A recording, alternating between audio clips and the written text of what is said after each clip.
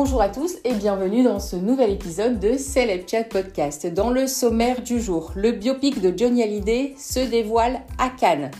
Puff Daddy niait les accusations, mais une vidéo choquante le force à reconnaître enfin ses abus contre son ex, la chanteuse Cassie. Le roi Charles III, plus en colère que jamais contre Meghan et Harry, je vous expliquerai tout. Et enfin, Nagui, sa blague particulièrement osée sur l'affaire Kenji Girac et Soraya Miranda. Alors, prêt pour les news du jour ? C'est parti.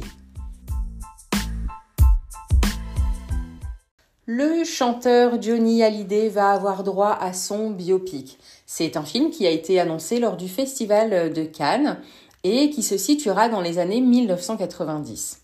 Et voici ce que l'on sait déjà un petit peu sur ce projet. Bon, c'est Jalil Lesper qui sera aux manettes de ce film. Ce réalisateur, à qui l'on doit le biopic sur Saint-Laurent avec Pierre Niney, eh bien, je ne sais pas si vous le savez, mais a été le compagnon de Laetitia Hallyday. Et c'est le comédien belge Matthias Schoenaerts qui incarnera le rocker. Le reste du casting n'a pour l'instant pas été dévoilé. Bon. C'est plus qu'un film sur Johnny. Ce biopic s'attache à raconter l'histoire d'amour entre Johnny et Laetitia.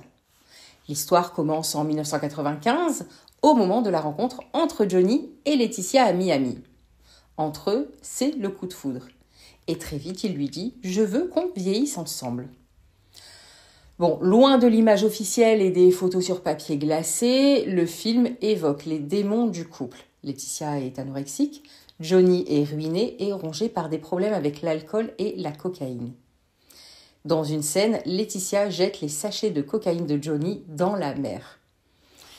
Tandis que Johnny dort comme un naufragé, Laetitia fouille ses affaires, décrit le scénario. Elle trouve de la cocaïne dans les poches du pantalon. Elle vide les sachets de cocaïne dans la mer et regarde la poudre s'envoler comme une consolation. Alors, ce film est le portrait de deux écorchés qui vont s'appuyer l'un sur l'autre et s'épauler. Le directeur général d'Universal a dit « C'est avant tout une très belle histoire d'amour ». Dans une scène, par exemple, Johnny est ivre et il se jette à l'eau depuis son yacht et manque de se noyer. C'est vraiment loin, en fait, de l'image de Johnny fort et lumineux qu'on trouvait sur scène et celle de l'homme en privé. Et le film n'occulte pas non plus les infidélités du chanteur. Et je vous le disais dans le dernier épisode édition spéciale de Celeb Chat Podcast, une vidéo a refait surface. On y voit le chanteur Puff Daddy agresser son ex-compagne Cassie.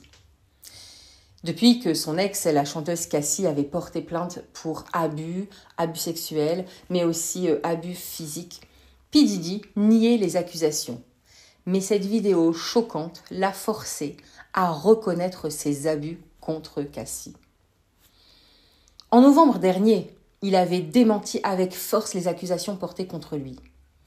À l'époque, P. Diddy était accusé par son ex-compagne, la chanteuse Cassie, d'abus sexuels, psychologiques et physiques.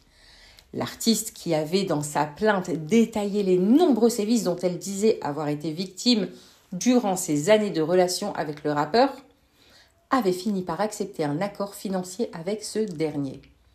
Beaucoup avaient dit « Après toutes ces années, elle l'accuse. » Et le lendemain, elle enlève sa plainte après un accord financier. Alors, est-ce qu'elle n'est pas là juste pour l'argent ? Le richissime américain, lui, avait expliqué que la somme versée n'était pas un aveu de sa culpabilité. Et il avait qualifié les accusations de son ex, Cassie, de mensonges éhontés visant à lui faire du chantage pour lui extorquer de l'argent. Sauf que, depuis, de nombreuses autres victimes présumées ont elles aussi porté plainte contre Puff Daddy, qui est désormais soupçonné d'être à la tête d'un vaste trafic sexuel.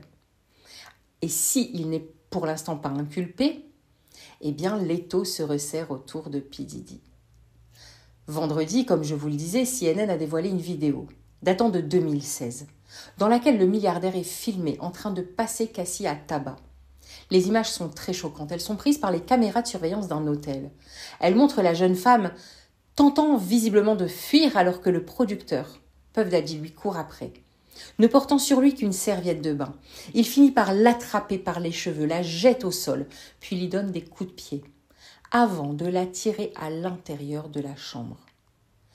Des faits violents que la jeune femme avait décrits dans sa plainte, expliquant que son ex aurait versé une grosse somme d'argent à l'hôtel pour faire disparaître les preuves. Aujourd'hui, on sait que cette somme d'argent n'a pas été versée à l'hôtel, mais au chef de la sécurité de l'époque de cet hôtel.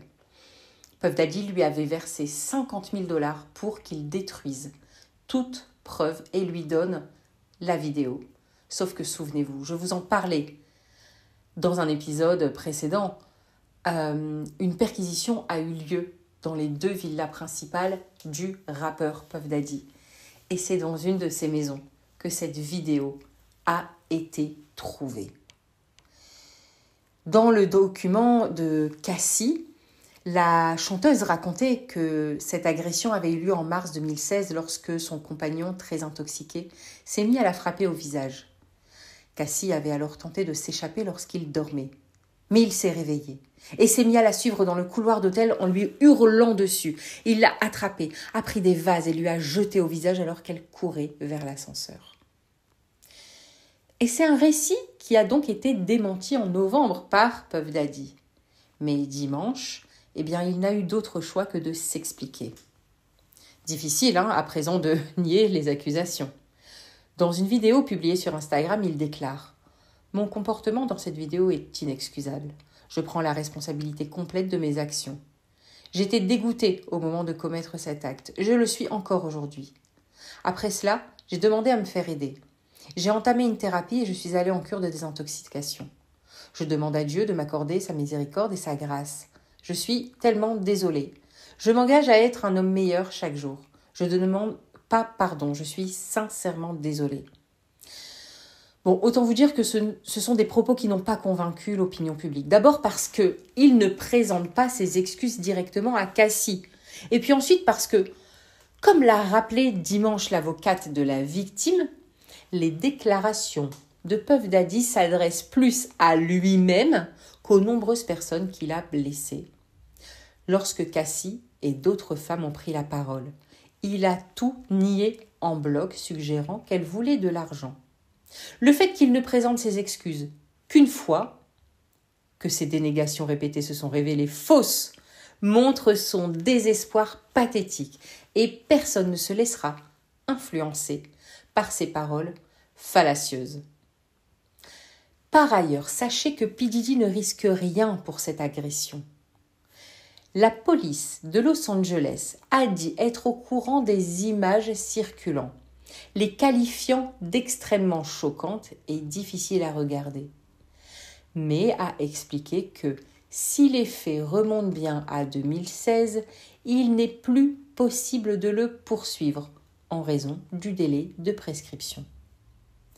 Après la diffusion de la vidéo par CNN, Cassie n'a pas pris la parole directement, mais son époux, Alex Finn, a publié une longue lettre pour les victimes de violences conjugales.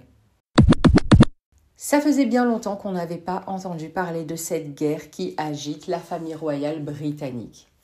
Eh bien, sachez qu'aujourd'hui, Charles III est plus en colère que jamais contre Harry et Meghan.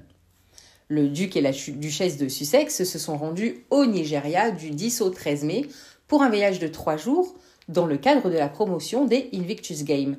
C'est un événement sportif que le prince a fondé pour les vétérans de guerre. Eh bien, c'est ce voyage qui a provoqué la polémique, et ce pour plusieurs raisons. Je vous explique. Bon, sur place, ils ont été reçus en grande pompe par notamment Allen Onyema, qui est le directeur général d'une compagnie aérienne.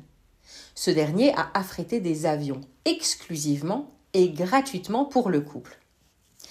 Sauf que cet homme d'affaires est recherché aux États-Unis où il est accusé d'avoir blanchi 20 millions de dollars. Il est accusé d'avoir falsifié des documents qui ont été utilisés pour acheter des avions pour sa compagnie et de les avoir utilisés pour financer des achats de biens de luxe, notamment des voitures. Bon, l'homme a quand même 36 chefs d'accusation à son encontre. Harry et Meghan avaient été invités par le chef d'état-major de la défense du Nigeria, le général Christopher Musa. La visite dans ce pays du Commonwealth avait tout l'air d'une visite officielle. Il y avait l'hymne britannique, la visite d'une école, rencontre avec des responsables militaires et des ministres. Or, le fils du roi Charles et sa femme n'occupent plus de fonctions officielles au sein de la famille royale depuis 2020. Ce voyage a donc eu le don d'irriter Charles III. Il est plus en colère que jamais, a révélé l'expert en royauté Tom Quinn. Il a même dit « Ce qui a mis le feu aux poudres, c'est que les Nigérians ont traité Meghan et Harry comme s'ils pensaient eux aussi qu'il s'agissait d'un voyage officiel. Tous les signes étaient là, puisque le couple a été accueilli par des danses, des réceptions, des visites d'école et d'associations caritatives. Le roi Charles est dans une situation terrible. Il adorerait dépouiller Meghan et Harry de leurs titres royaux, mais craint que cela ait l'air trop vindicatif. Et apparemment, le prince William, le grand frère de Harry, serait lui aussi furieux et déterminé à trouver un moyen d'empêcher que cela ne se reproduise. Bon, il faut savoir que le voyage des Sussex au Nigeria serait le premier d'une longue série.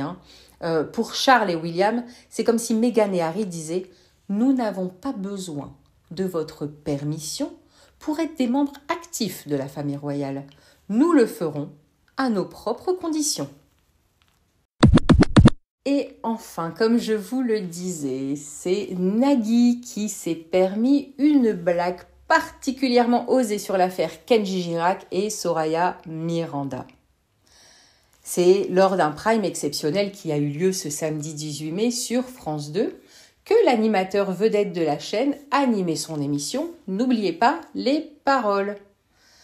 Alors le célèbre Nagui a mis au défi de trouver les paroles des chansons qui ont marqué le répertoire français. Alors parmi les invités, on a pu retrouver François-Xavier de Maison, Claire Keim, Jonathan Lambert et même Clémentine Célarié. L'objectif des artistes invités ce soir-là était de récolter un maximum d'argent pour leur association. Et Nagui n'a pas manqué de placer une petite blague qui aurait pu être très mal perçue. Il a fait effectivement référence à l'affaire dans laquelle Kenji Girac aurait simulé un suicide il y a quelques semaines avant de se blesser grièvement. Eh bien, la boutade de Nagui n'aura finalement pas été entendue par les téléspectateurs. France 2, devant le risque d'un scandale, a préféré laisser un autre passage, celui dans lequel Nagui souligne que Claire Keim avait déjà par le passé chanté en duo avec Marc Lavoine. Au cours de l'émission, l'actrice Claire Keim parvient à se hisser jusqu'à la première finale. Avec son binôme Arnaud Ducré, elle a l'opportunité de récolter 20 000 €. L'artiste a donc le choix entre deux musiques. Elle devra trouver les paroles manquantes de la chanson choisie. Et parmi l'une des deux chansons, Claire Keim se voit proposer le titre mythique de Marc Lavoine, « Elle a les yeux revolver ».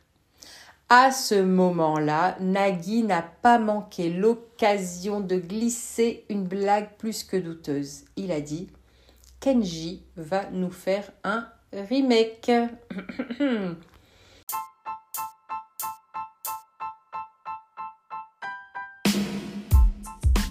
Et voilà, c'est fini pour aujourd'hui. On se retrouve demain pour plus de News People. Allez, ciao ciao.